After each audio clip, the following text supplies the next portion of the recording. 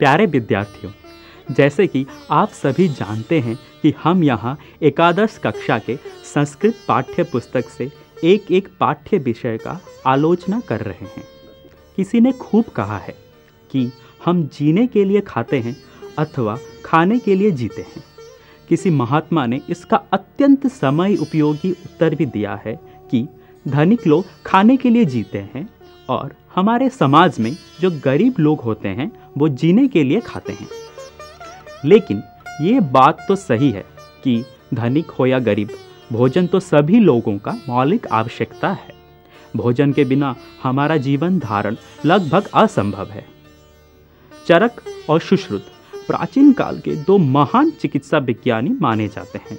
चरक रचित चरक संहिता चिकित्सा विज्ञान में एक अनमोल रत्न है। प्रस्तुत पाठ चरक संहिता के विमान स्थानम प्रकरण के रस विमान नामक प्रथम अध्याय से संकलित है।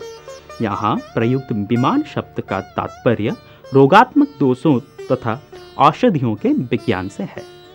इसमें बताया गया है कि स्वास्थ्य का मूल आधार समुचित आहार है। भोजन के प्रकार, उसकी मात्रा तथा उचित समय आदि का विधान ही इस अंश का वर्णित विषय है। तो ये कार्यक्रम शाश्वती प्रथम भाग एकादश वर्गाय संस्कृतस्य पाठ्य पुस्तकम के षष्ठ पाठ आहार विचार से ली गई है। इस पाठ को सरल भाषा में समझाने के लिए हमारे साथ उपस्थित हैं डॉक्टर गौतम महाराणा। अस्माकं अद्य यः विषयः अस्ति सः विषयः भवति आहार विचारः। आहार इत्यस्य कः अर्थः? आहार इत्यस्य अर्थो भवति खाद्यम्। आ उपसर्ग ह्रू धातु घञ् प्रत्यये आहार इति पदं भवति। तथैव विचार इति पदस्य केन प्रकारेण प्रकृतिप्रत्यये क्रियते? बि उपसर्ग चौर धातु घञ् प्रत्यये विचार इति पदं तत्र भवति। तर्हि आहार विषये विचारः वा आहारस्य विचारः आहार विचारः। आहार इति अहं पूर्वं कथितवान् खाद्यं। खाद्यं विना वयं जीवामः वा? न जीवामः। तर्हि एकः श्लोकः अस्ति, वयं स्मरामः। आहार निद्रा भय मैथुनं च सामान्यम् एतत् पशुभिः नराणां धर्मो हि तेषां अधिको विशेषः धर्मेण हीनाः पशुभिः समाः। पशु आहारं करोति, वयमपि आहारं कुर्मः। पशु भयं करोति, वयमपि भयं कुर्मः। पशु निद्रां करोति, वयमपि निद्रां कुर्मः। तर्हि वयं श्रेष्ठाः किमर्थम्? धर्मेण हीना पशुभिः समाना। यदि धर्मज्ञानं नास्ति, धर्मज्ञानमिति अस्य कः अर्थः? न वेदानुमोदितं कर्म धर्म। शास्त्रे यत् कर्म अनुमोदितं भवति, वेदाः वदन्ति एतत् कर्म एव करणीयं, शास्त्राणि वदन्ति एतत् कर्म एव करणीयं। यदा वयं तानि कुर्मः तदानीं धर्मो भवति इति जानीमः। यदि धर्मभावं विना पशुना समानः। पशवः यथा भवन्ति वयमपि तथा भवामः। तर्हि तत्र खाद्यं केन प्रकारेण ग्रहणीयं, किमर्थं भोक्तव्यमस्ति? हिंदी भाषाया तत्र एकं गीतमस्ति। अन्न ग्रहण करने से पहले विचार मन में करना है, किस हेतु से इस शरीर का पालन पोषण करना है। एक प्रार्थना, नित्य तुम्हारी चरणों में लग जाए तन मन मेरा, मातृभूमि की सेवा में। वयम अन्नं भुक्त्वा शरीरं स्वस्थं कुर्मः। तर्हि स्वास्थ्यं यदि सम्यक् तिष्ठति तर्हि तत्र वयं धर्मकार्यं कर्तुं शक्नुमः। यतः उच्यते तत्र खाद्यं विना शरीरं न तिष्ठति। तत्र कथ्यते भी जे शरीरम आदौ खलु धर्म साधनम। शरीरस्य पुष्टिकरणीया। यदि शरीरं सुस्थं भवति तर्हि धर्मकार्यं भवति, अन्यथा न भवति। अस्माकं भारतवर्षम् अतीव प्राचीनं राष्ट्रम्। अत्र प्राचीने भारतवर्षे चरक, सुश्रुत इत्यादयः वैज्ञानिकाः आसन्, वैद्याः आसन्, प्रख्याताः वैद्याः आसन्।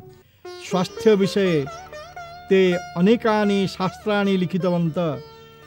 तथैव चरक यत् शास्त्रं लिखितवान् तस्य शास्त्रस्य नाम भवति चरकसंहिता।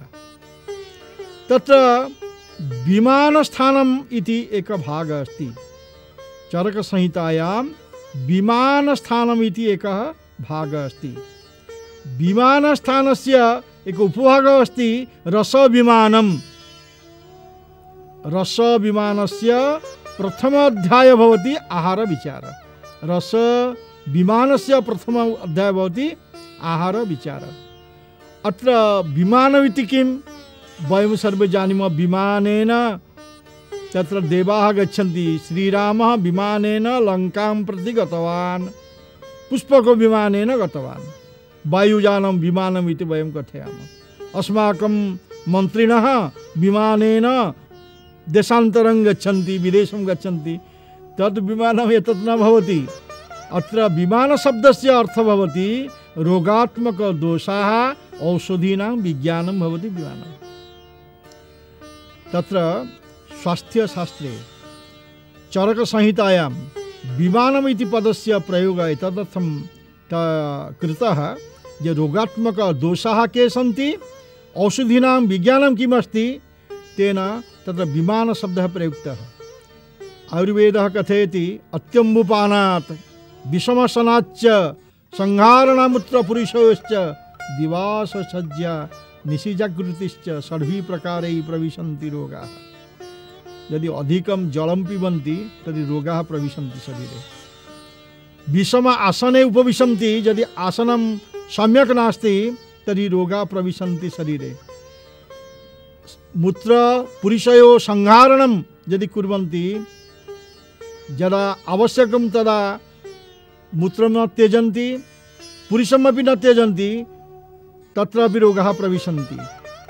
पुनः दिवा यदि शयनं कुर्वन्ति और रात्रौ जागृताः भवन्ति, तत्रापि रोगाः प्रविशन्ति। अत्र रात्रौ जागरणं नोचितं, दिवा शयनं नोचितं। वयं सर्वे भवन्तः अपि दिवाशयनं कुर्वन्ति, अहं जानामि। जनाः यदि अवकाशः अस्ति दिवा सुखं निद्रां कुर्वन्ति, तेन तत्र किं भवति, न रोगाः प्रविशन्ति, शरीरे रोगाः प्रविशन्ति। शरीरं सुस्थं कथं स्यात्? स्वास्थ्यस्य मूलाधारः भवति उत्तम आहार। आहार इति खाद्यम्। अहम् उक्तवान् आहृघाय् इति।